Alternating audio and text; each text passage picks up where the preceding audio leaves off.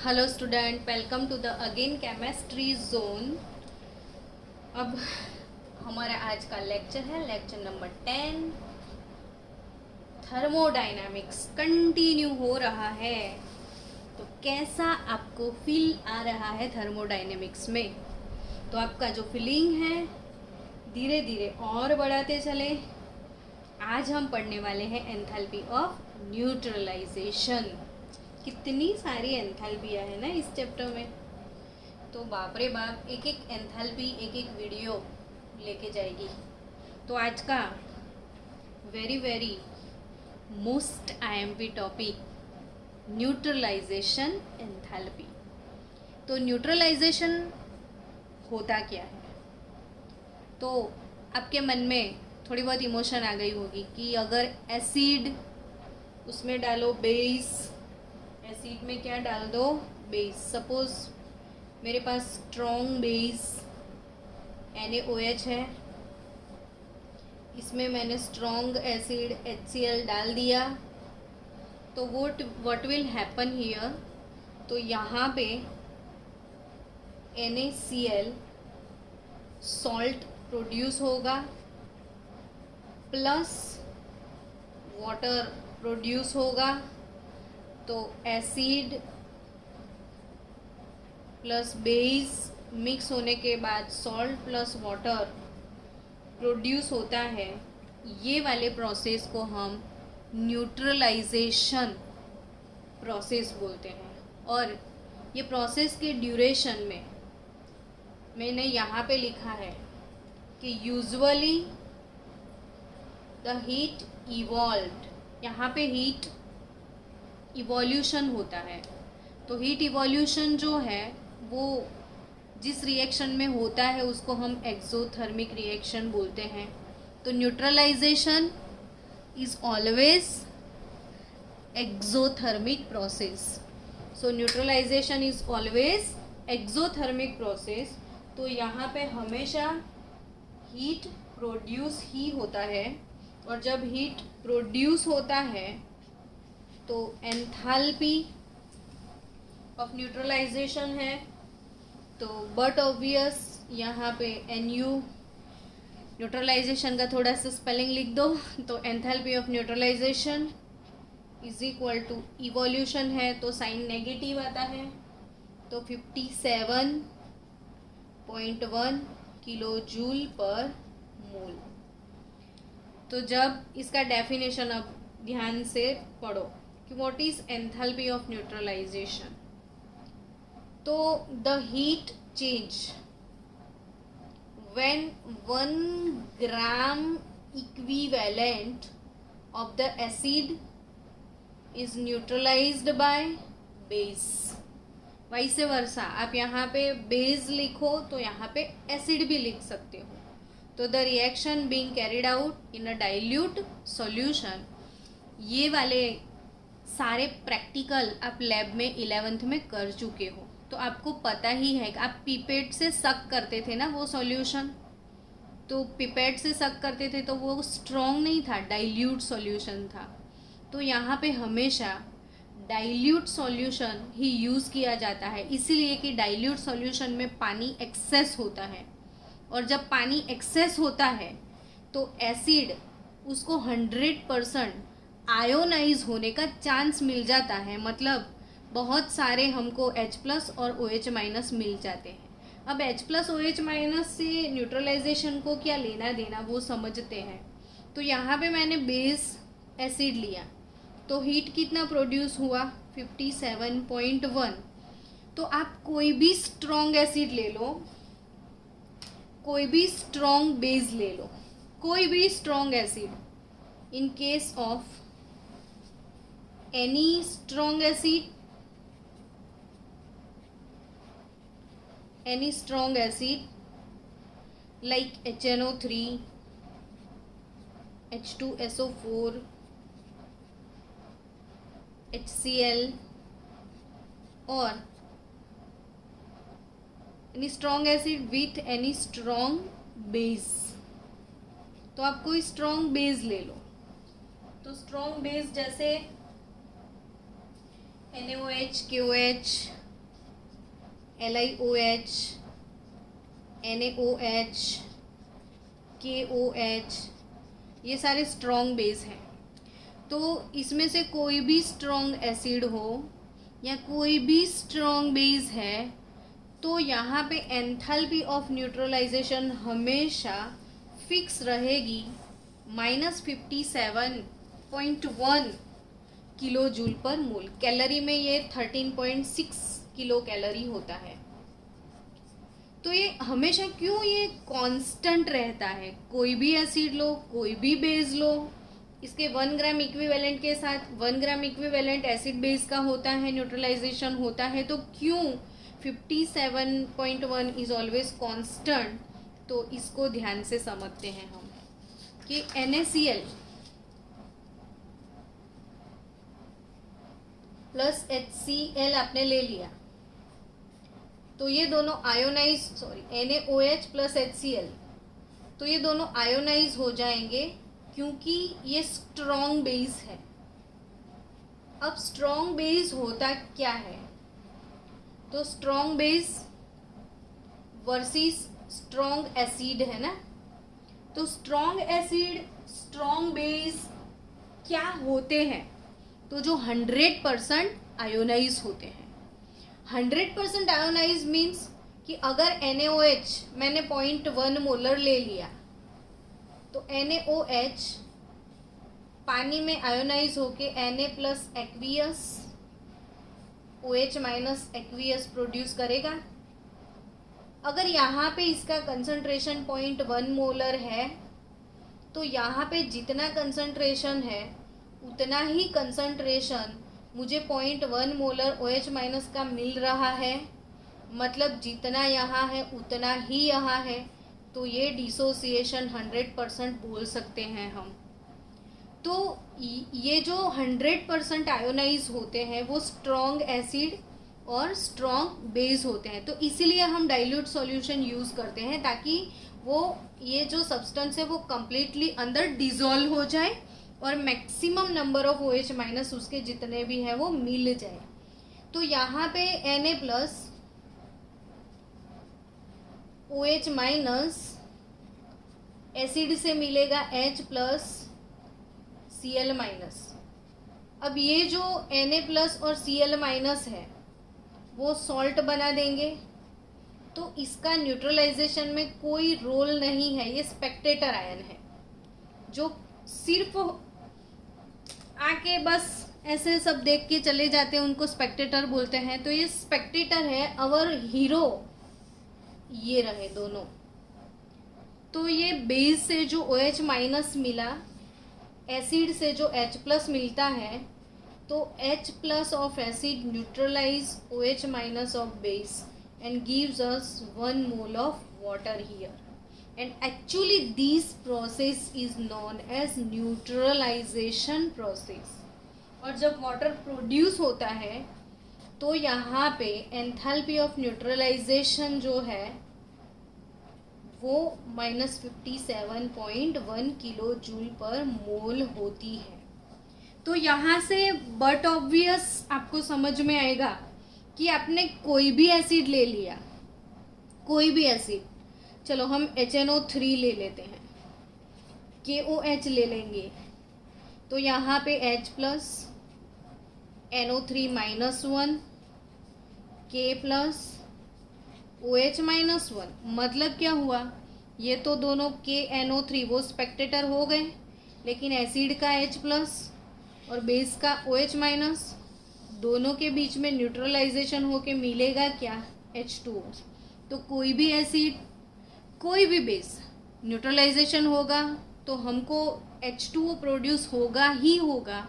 तो हर एक रिएक्शन में production of H2O, H plus of acid and OH minus of base combine with each other and gives us H2O. That process is called neutralization process. और उसी time ये enthalpy release होता है। कोई भी एसिड स्ट्रॉन्ग और कोई भी बेस स्ट्रॉन्ग, दोनों के न्यूट्रलाइजेशन में ये जो एंथैल्पी है 57.1 किलो जूल पर मोल वो ऑलवेज कांस्टेंट रहेगी। तो एंथैल्पी ऑफ न्यूट्रलाइजेशन चेंज नहीं होती है।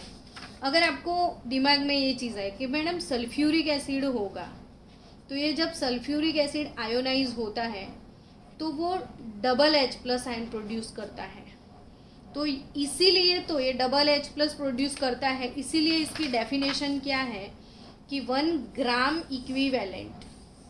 तो यहाँ पे वो डबल प्रोड्यूस करता है तो इसको हाफ करके लेना पड़ता है, तो ये एक ही H प्लस 1 मोल H प्लस और 1 मोल OH माइनस का ही एंथैल्पी है, तो H2SO4 में भी एंथैल्पी पर मोल 57.1 किलो जूल ही होगा, उससे ज़्यादा नहीं होगा। अब ये JEE नीट के लिए काफ़ी इंटरेस्टिंग टॉपिक है, इससे कई बार बहुत सारे क्वेश्चन आते हैं जो कि हमारी NCERT टेक्स्ट बुक कवर नहीं करती है। तो आपको अब आगे और एक चीज़ याद रखनी है। Now in case of weak acid, weak base और दोनों वीक हो, या तो एसिड वीक हो या तो बेस वीक हो, या तो वीक एसिड वीक बेस मतलब दोनों एसिड बेस दोनों वीक हो, तो एंथैल्पी लेस देन 57.1 आएगी, एग्जैक्ट 57.1 नहीं आएगी। तो इसको कैसे समझते हैं, तो इसको समझने के लिए हम एक मस्त एग्जाम्पल कवर करते हैं। चलो एग्जाम्पल लेते हैं वीक एसिड का। एसिटिक एसिड वीक एसिड है, यहाँ से आप ये चीज़ें याद रखना शुरू करो। तो एसिटिक एसिड कैसा एसिड है, वीक एसिड। इसके साथ हम लेंगे स्ट्रॉन्ग बेस NaOH। यहाँ पे आपको सॉल्ट मिलेगा CH3COO Na plus H2O। Water तो प्रोड्यूस होने वाला है, लेकिन ये वीक एसिड है। अब वीक एसिड किसको बोलते हैं, तो अभी थोड़ी देर पहले हम पढ़े थे कि जो स्ट्रॉन्ग बेस था NaOH, तो वो 100% आयोनाइज हुआ था। लेकिन वीक एसिड और वीक बेस उसको बोलते हैं जो बहुत कम आयोनाइज होते हैं। अगर एसिटिक एसिड, उसमें मैंने H2O डाल दिया, यहाँ पे अगर आयोनाइज होता है तो एसीटेट आयन और H3O प्लस माने H प्लस प्रोड्यूस होगा, तो ये एक्वियस H3O प्लस लिखो, H प्लस लिखो, डजंट मैटर। तो यहाँ पे ये अगर मैं 100 ग्राम ले लिया तो शायद हो सकता है कि ये जस्ट 2% ही आयोनाइज हुआ हो, तो 98% अनडिसोसिएट भी पड़ा रहता है, तो थोड़ा बहुत डिजोल्व होता है, बहुत ज़्यादा डिजोल्व नहीं होता है, तो उसको हम वीक एसिड वीक बेस बोलते हैं।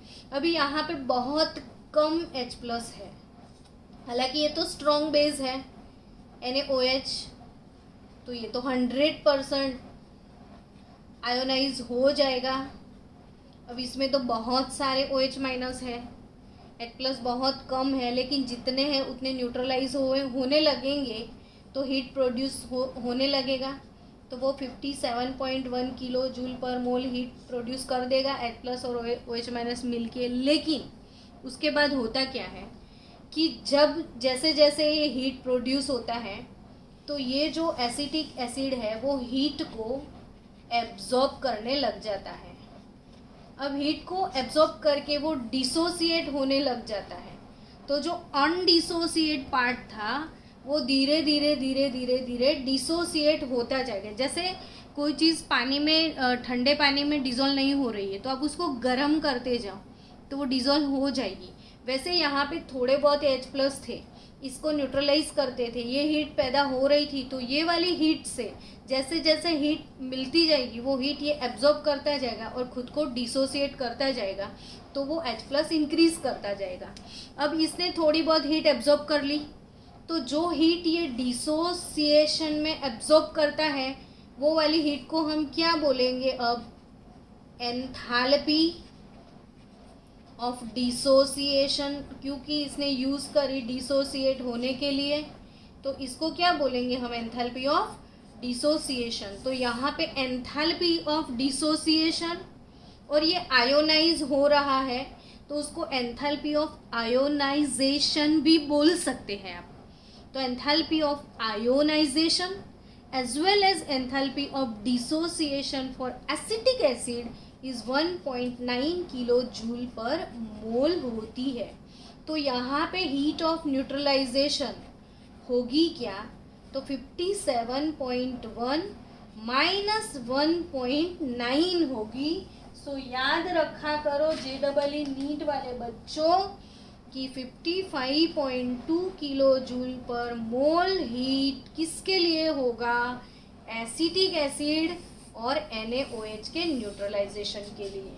तो यहाँ पे एसिटिक एसिड और NaOH का न्यूट्रलाइजेशन का जो प्रोसेस है, तो ये दोनों प्रोसेस के लिए यूज्ड अप हीट कितना होता है, तो 57 नहीं, दोनों के लिए जो हीट इवोल्यूशन है वो तो 57.1 किलो जूल पर मोल है ही है, लेकिन ये जो हीट पैदा होता है उसमें से थोड़ा बहुत पार्ट ये अनडिसोसिएट एसिड डिसोसिएट होने के लिए एब्जॉर्ब कर लेता है, तो उसको बोलते हैं हम enthalpy of dissociation, which is for 1 mole acetic acid it is 1.9 kilo joule.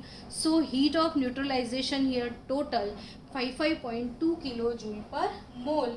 और भी एक चीज़ याद रखो कि अगर कहीं आपके पास NH4OH वीक बेस है, ये वीक एसिड मैंने लिया, NH4OH वीक बेस है अगर, तो ये काफ़ी वीक बेस है और उसके साथ आपने HCl को डाल दिया, तो यहाँ पे एंथैल्पी ऑफ न्यूट्रलाइजेशन क्या होगा, तो 57.2 सॉरी कितना 1 था ना, हाँ 1 किलो जूल पर मोल तो होता ही है। तो इसका डिसोसिएशन जो एंथैल्पी है NH4OH का dissociation enthalpy 5.6 kilo joule per मोल है, 5.6 किलो जूल पर मोल है, तो काफ़ी एनर्जी लेके जा रहा है डिसोसिएट होने के लिए, तो इसमें से 5.6 आपको डिडक्ट करना पड़ेगा। So enthalpy of neutralisation for NH4OH it is 51.5 kilo joule per mole.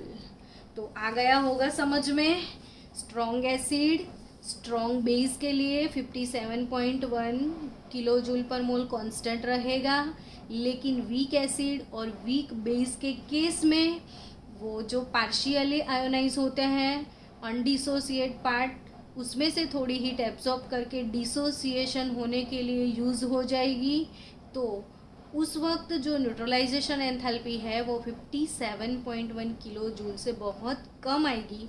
तो ये दोनों केस में कितनी कम आएगी, तो यहाँ पे एंथैल्पी ऑफ डिसोसिएशन जितनी कम आएगी। अब ये जो न्यूट्रलाइजेशन एंथैल्पी है, तो उसके रिगार्डिंग नीट में ये थियोरी बेस्ड क्वेश्चन आएंगे आपको कि कितनी कम आएगी या किसकी कितनी है या ये सब, और यहाँ से आपको क्वेश्चन भी आएंगे। तो कैसे क्वेश्चन आएंगे और कैसे सॉल्व करना है, तो एक MCQ हम अभी सॉल्व करेंगे न्यूट्रलाइजेशन एंथैल्पी के लिए। तो लिखो सब अपनी बुक में कि 200 ml और centimetre cube 200 centimetre cube of 0.2 molar H2SO4 is mixed with 400 ml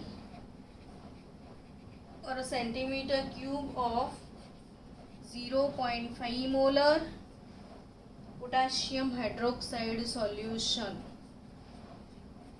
तो आपको calculate the amount of heat evolve, calculate the amount of heat evolve और कैलकुलेट न्यूट्रलाइजेशन एंथैल्पी। तो ऐसे क्वेश्चन आपको आएंगे। तो इस टाइप के क्वेश्चन हम कैसे सॉल्व करेंगे। अब 200 centimetre cube is nothing but ml here, centimeter cube is nothing but also ml here, so we can say that 200 ml of 0.2 molar H2SO4। तो सबसे पहले हमको इसमें से मोल कैलकुलेट करने पड़ेंगे। तो मोल कैसे मिलते हैं, तो we know that what is molarity. तो molarity is nothing but mole per litre. Wait for 2 minutes, student. Drumin. तो molarity is nothing but mole per liter. So molarity is mole per liter. So what is mole here? तो molarity into volume कर सकते हो आप. तो यहाँ पे सबसे पहले आपको क्या निकालना पड़ेगा? तो मोल्स ऑफ एसिड निकालने पड़ेंगे. तो मोल्स ऑफ एसिड कैसे मिलेंगे? तो मोलारिटी इनटू वॉल्यूम. तो मोलारिटी यहाँ पे 0.2 मोलर है और वॉल्यूम 200 ml है. उसको लीटर में कन्वर्ट करो तो 1000 से वो लीटर में. मोलारिटी हमेशा मोल पर लीटर होती है, तो ये ml नहीं लेना है, हमको लीटर यूज़ करना है. तो यहाँ पे हमको कितने मोल मिलेंगे? तो ये भी 0.2 तो 0.04 मोल आपको मिल जाएंगे सल्फ्यूरिक एसिड के. बट यहाँ पे ये देखो आप कि भाई H2SO4 तो ये डाइबेजिक एसिड है, तो यहाँ पे double of H3O plus produce होंगे. ये इक्वेशन आप सबको आना चाहिए कि H2SO4 ये डाइबेजिक है, यहाँ पे 2 प्रोटोन है, तो 2 मोल प्रोटोन के लिए हमें 2 मोल H2O चाहिए. तो it produces 2 moles of H3O plus. So यहाँ पे 1 मोल सल्फ्यूरिक एसिड डिसोसिएट होके double of H3O plus produce करेगा. सो 0.04 मोल ये हमारा सल्फ्यूरिक एसिड हमको 2 इंटू 0.04 यानी कि 0.08 मोल यहाँ पे हमारे पास एसिड होगा. तो एसिड H प्लस कितने होंगे हमारे पास? 0.08 mole. Now go for moles of base. अब मोल्स ऑफ बेस आपको कैलकुलेट करने हैं, तो वो भी मोलारिटी निकाल दो अब. तो यहाँ पे 400 ml और 0.5 मोलर, तो मोलारिटी इंटू वॉल्यूम. तो ये कितना हो जाएगा? तो 0.02 मोल हो जाएंगे. 0.4 अच्छा तो 0.2 मोल होंगे ये. तो बेस के कितने मोल हैं हमारे पास? बेस से हमें क्या किसके मोल मिलेंगे? OH माइनस के. तो यहाँ पे 0.08 मोल H प्लस आयन है और 0.2 मोल हमारे पास OH माइनस आयन है. Now H plus OH minus gives H2O. दोनों के मोल लिख देना आप. अब यहाँ पे H प्लस के कितने मोल है? 0.08 मोल है और बेस के 0.2, तो ये कम है, तो इतना ही न्यूट्रलाइजेशन होगा. तो 1 मोल वर्सेस 1 मोल ये लिमिटिंग हो गया हमारे पास. तो 0.0 जो कम है ना वो यूज़ हो जाएगा, फिर तो इसका कोई मतलब नहीं, भले ही ये एक्सेस हो. तो हमारे पास 0.08 मोल H प्लस 0.08 मोल OH माइनस यूज़ करके 0.08 मोल वाटर प्रोड्यूस हो जाएगा. तो यहाँ पे वाटर कितने मोल प्रोड्यूस होगा? 0.08 मोल. अब हमको पता है कि 1 मोल वाटर प्रोड्यूस जब होता था तो न्यूट्रलाइजेशन एंथैल्पी -57.1 किलो जूल थी. तो for 1 mole it is 57.1 kilo joule. तो 0.08 मोल उसके लिए कितना होगा? तो -57.1 इंटू 0.08, तो जो भी आपका आंसर आता है 4.568 किलो जूल पर मोल हीट यहाँ पे रिलीज होगा. इसको हम बोलते हैं एंथैल्पी ऑफ न्यूट्रलाइजेशन. तो एंथैल्पी ऑफ न्यूट्रलाइजेशन के रिगार्डिंग जितना भी JEE नीट का 100% इंफॉर्मेशन है वो मैंने दिया है. तो अभी नेक्स्ट लेक्चर में हम मिलेंगे नेक्स्ट एंथैल्पी के साथ, बॉन्ड एंथैल्पी.